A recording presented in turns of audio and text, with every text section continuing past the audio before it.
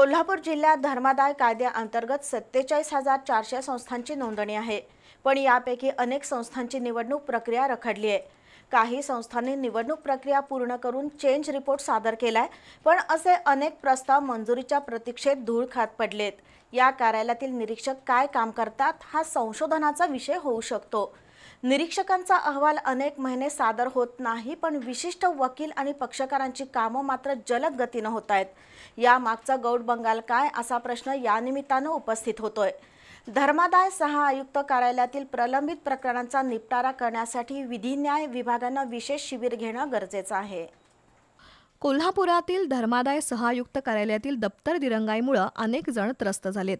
या कार्यालयात नोंदणी, चेंज रिपोर्ट आणि इतर कामांसाठी संस्था प्रतिनिधी आणि नागरिकांना अनेक वेळा हेलपाटे मारावे लागतात। या कार्यालयाच्या अखत्यारीत 4,646 देवस्थानची नोंदणी आहे। चर्च आणि पारशी संस्था 23, ट्रस्ट 3,863, तर सार्वजनिक मंडळ आणि NGO यांच्या नोंदणीची संख्या 38,668 इतकी आहे। कोरोना लॉकडाऊन काळात या संस्थांची निवडणूक प्रक्रिया पुढे ढकलण्यात आली। अनेक संस्थांना ऑडिट रिपोर्ट सादर करता आले नाहीत। कोरोनानंतर कामकाज सुरू झालं असलं तरी त्याला गती मिळालेली नाही।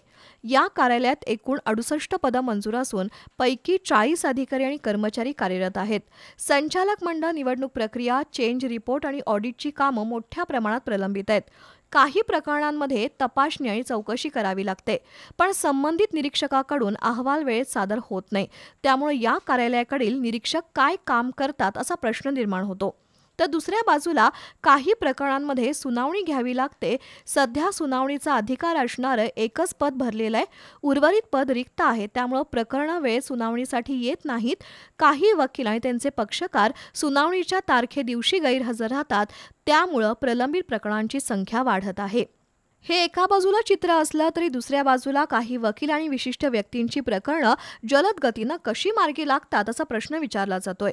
या कार्यालयातील कर्मचाऱ्यांच्या उद्धट वर्तणुकीचा अनेकांनी अनुभव घेतलाय। राज्याच्या विधी न्याय विभागानं राज्यातील जिल्हा स्तरावरील सर्वच धर्मादाय सह-आयुक्त कार्यालयातील प्रलंबित प्रकरणांचा आढावा घेण्याची गरज आहे। या विभागाच्या कामकाजात सुसूत्रता येण्यासाठी राज्याच्या विधी न्याय विभागानं थेट लक्ष घालण्याची गरज आहे। स्वतंत्र शिबिर घेऊन प्रकरणांची निर्गत करण्याची गरज आहे।